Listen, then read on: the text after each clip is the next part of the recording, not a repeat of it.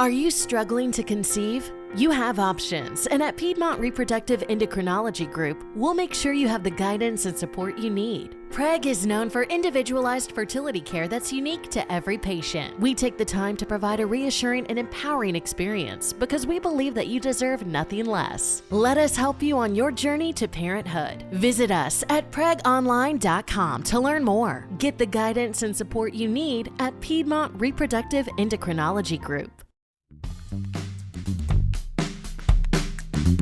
Hi everyone, this is Dragoman Transcription Podcast. We share tips on languages, translation, editing, interpreting, subtitling, and localization. In this episode, our host Ümit Özaydın welcomes co-founder of Taya Translation Services, Matija Kovac. So let's start. So from this regard, changing the way translators work, and they shouldn't be afraid. What practicals do you recommend to the translators in this new era?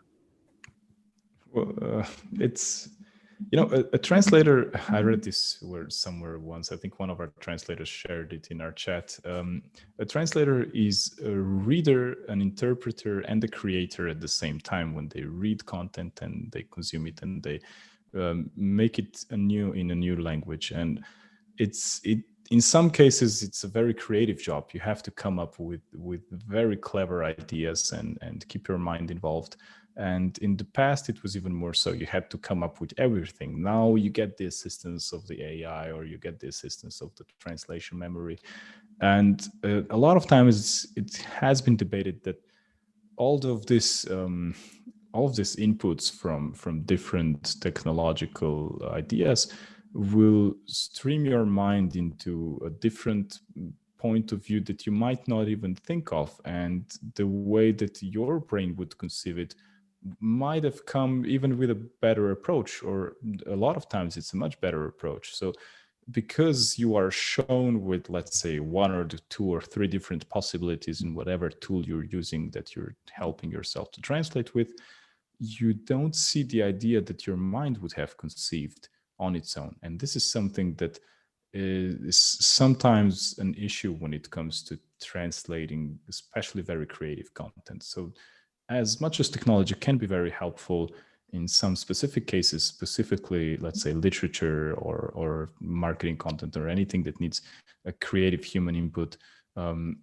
might suffer from all of this technological input. So I think this is where the beauty of the translation profession of people who dedicate their time and energy to study this for a few years and then develop their skills and then go out into the market and provide this is still there. It's always going to be there, but again, a lot of students will need to learn new technology before they even finish college, because their entire occupation might change from the time they enroll into the university by the time they finish 4 or 5 or how many years later. They probably will need to learn entire new concepts that weren't even there. If you take a look at the time right now, we just discussed 5 years ago, neural machine translation wasn't even an option because it didn't exist yet. Well, yeah, I mean, I understand where you're coming from. Will that make a translator more like a reviewer or reviser, or maybe a terminology manager? Are there kind of role-related changes as well in this career path? Yeah, I think yes. I mean, with the technology making translations easier for humans, it's easier to translate something than it was ever before with all the assistance that you get now. Not only will the roles of translators already out there change from being more creators to being more revisers and making sure that the machine didn't make a mistake, but also more people will be able to translate than ever before. So on the one hand, I mean, this allows for a much bigger diversity of translation services. So, for example, we can now offer something that's post machine translation editing, plus an additional editing, and plus a proofreading. Translating and editing and proofreading, with like a traditional TEP service, everything that's part of the process that we used to talk about. And of course, this is a beautiful service for when you need it. But sometimes you don't need that kind of service. You don't need 3 humans to make sure that some documentation is perfectly translated. If you already know that this documentation is just there for its own purposes. For example, we had a client a few months ago who had an inspection coming into their company, and this inspection decided that, oh yeah, you are a foreign company, but some of your content, like documentation for some specific certificates that probably no one will ever read, has to be localized. And they couldn't afford a PET service for that because it wasn't something in their budget. It would cost them, I think, about 100k euro or something like that for the amount that they had. It was a bunch of content. And they knew that no one is ever going to read it except the inspector, who comes in and says, okay, you have this translated, it's done, let's move on.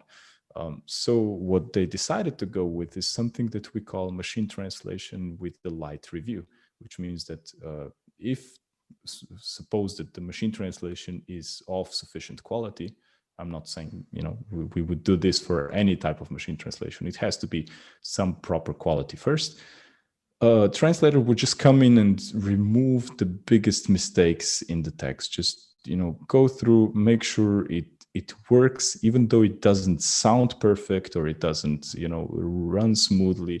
It's not how a native speaker would probably say it if they were to write it down from scratch.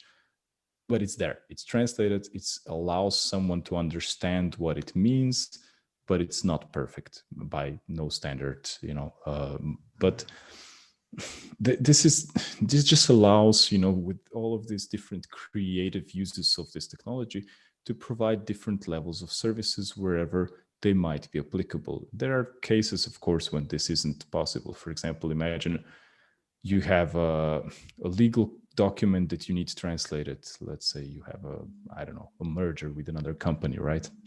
You wouldn't want to trust that to a machine translation, not now, not in 50 years, I assume. You would want to have someone to go through that, not once, but twice or 3 times, and make sure that this content is perfectly translated, that there's no mistakes left in there. And this is the difference in what's actually the demand in the market. And to go back to the topic that I just briefly mentioned before, yes, this technology allows so many more people to be able to translate. So when it comes to simple content that just needs to get, from one language to another, and someone just needs to be able to understand it, now it's easier than ever before for someone to go in there and make a machine translation and just check if they're bilingual. Is this machine translation correct? Yes, it is. Does it sound perfect? No. Does it have to? No. So it's good enough for whatever the client needs it for. And who are we as translators or translation companies or service providers to decide what the client actually needs? It's still their choice. Let's keep it an open market as it's supposed to be, right?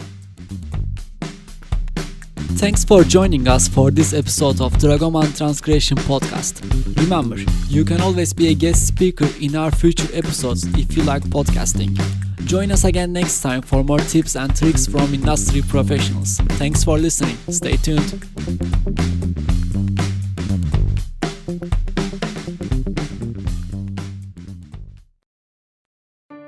Did you miss your deadline to renew your Medicaid coverage? You can still send your completed annual review form to Healthy Connections Medicaid.